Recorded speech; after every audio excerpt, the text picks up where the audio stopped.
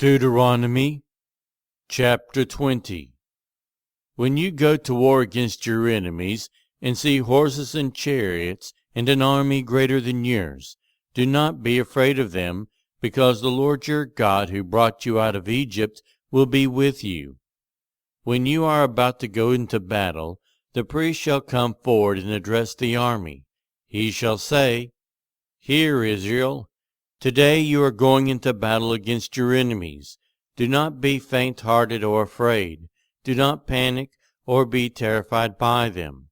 For the Lord your God is the one who goes with you to fight for you against your enemies to give you victory." The officer shall say to the army, "Has anyone built a new house and not yet begun to live in it? Let him go home, or he may die in battle, and someone else may begin to live in it. Has anyone planted a vineyard and not begun to enjoy it? Let him go home, or he may die in battle and someone else enjoy it. Has anyone become pledged to a woman and not married her?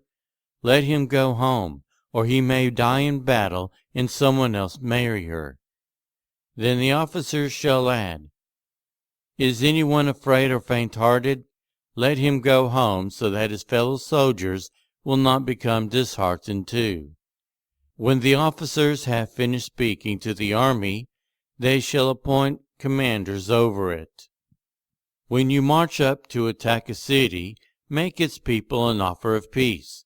If they accept and open their gates, all the people in it shall be subject to forced labor and shall work for you. If they refuse to make peace and they engage you in battle, lay siege to that city. When the Lord your God delivers it into your hand, put to sword all the men in it. As for the women, the children, the livestock, and everything else in the city, you may take these as plunder for yourselves, and you may use the plunder the Lord your God gives you from your enemies. This is how you are to treat all the cities that are at a distance from you and do not belong to the nations nearby.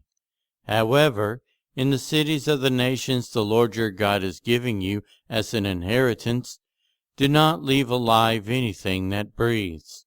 Completely destroy them: the Hittites, Amorites, Canaanites, Perizzites, Hivites, and Jebusites, as the Lord your God has commanded you.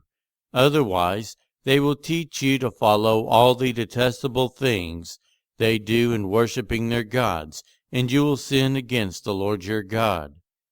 When you lay siege to a city for a long time, fighting against it or to capture it, do not destroy its trees by putting an axe to them, because you can eat their fruit.